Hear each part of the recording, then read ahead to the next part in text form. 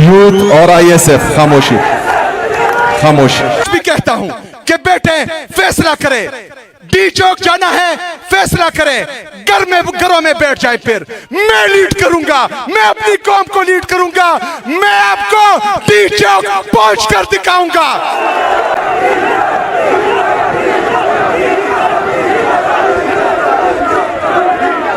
26 नवंबर तो याद है ना, मनसेरा की आवाम, ये कमाल सवाती साहब, इकराम गाजी साहब और मनसेरा के गयूर अवाम हम एक साथ थे।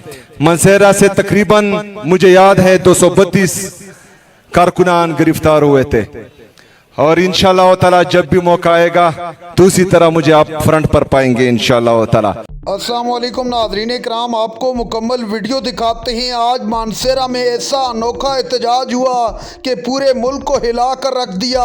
सुहेल अफरीदी की तकरीर के दौरान क्या कुछ हुआ, आप ये वीडियो देखिए, फिर इस पर बात करते हैं। आप लोगों से एक दफा फिर कहना चाहता हूं कि कल आपने देखा शेख इदरीस साहब को शहीद किया गया, इससे पहले और हमारे कीमती लोगों की जानें गई, वो शहीद हुए।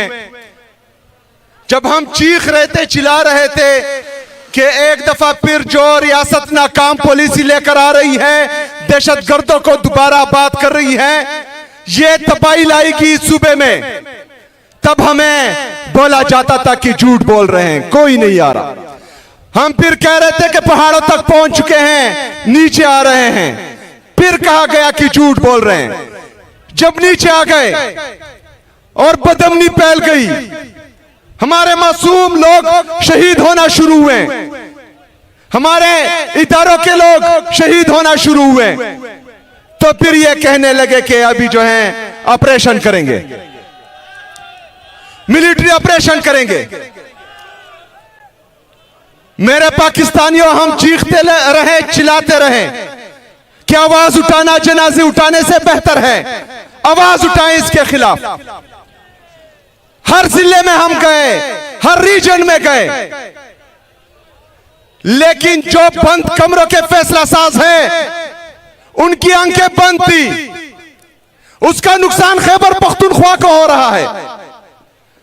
22 साल से मुसलसल जो पॉलिसी खैबर पख्तूनख्वा पर चल रही है, उसका नुकसान सिर्फ और सिर्फ खैबर पख्तूनख्वा को हो रहा है। हमारा जानी नुकसान भी हो रहा है, माली नुकसान भी हो रहा है।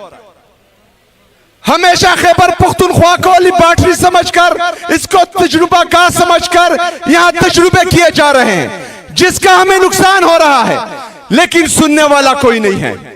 इदारे मफलूज हो चुके हैं, जमहूरियत मफलूज हो चुकी है।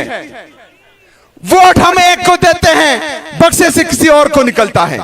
जो 180 सीट से जीत चुका है वो अटियाला जेल में बैठा है। जिनकी 17 सीटें हैं उनको वफाक पर विराजमान किया हुआ है इन्होंने। मेरे पाकिस्तानियों, ये जुल्म जो आप लोग देख रहे हैं, ये चलता रहेगा, ये जारी रहेगा जब तक आपने आवाज नहीं उठाएंगे, जब तक आप लोग नहीं निकलेंगे, जब तक आप अपने हक का नहीं पूछेंगे।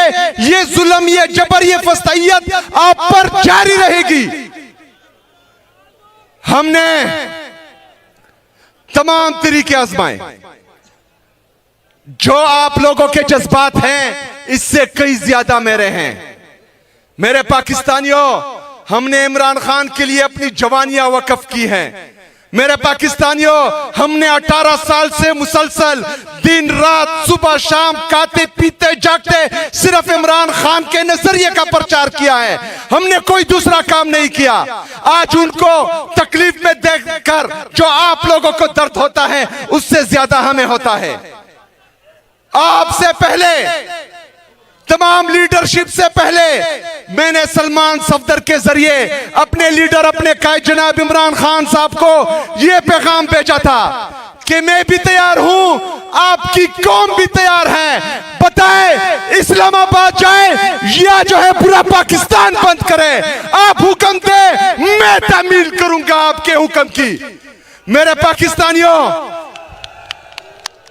मेरी बात गौर से सुने।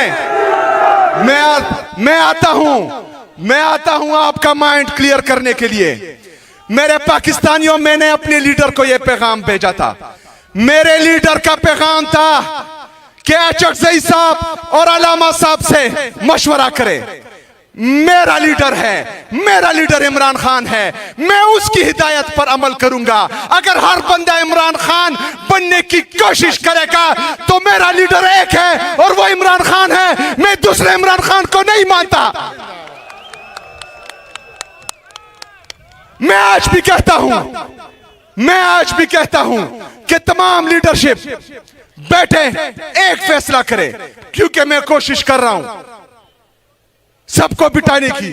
मैं आज भी कहता हूं कि बेटे फैसला करे।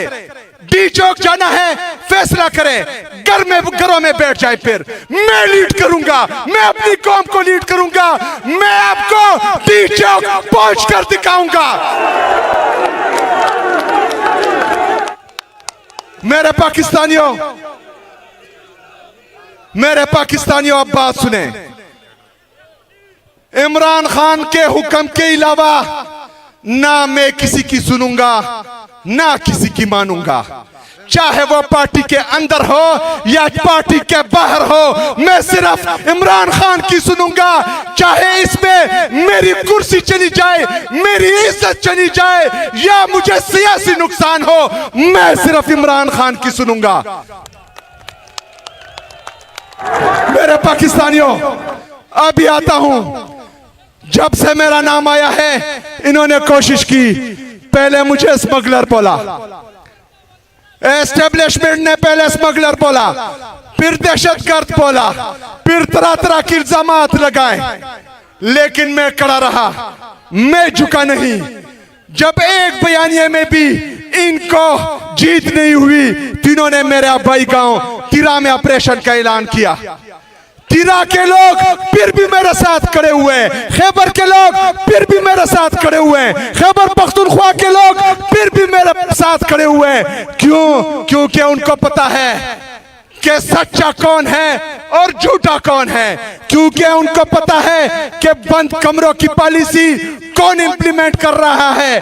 क्योंकि नाज़रीन कराम, आपने वीडियो देखी। वज़ीर-ए-आला खैबर पख्तूनख्वा सोहेल अफरीदी ने वाज़े अल्फाज में कह दिया कि अब मैं मज़ीद खामोश नहीं बैठूंगा, अब मैं आपको डी चौक जाकर दिखाऊंगा। बहुत बर्दाश्त कर लिया, पूरा मुल्क इस वक्त तैयार है। यूथ चीख चीख कर कह रही है कि डी चौक की कॉल दें।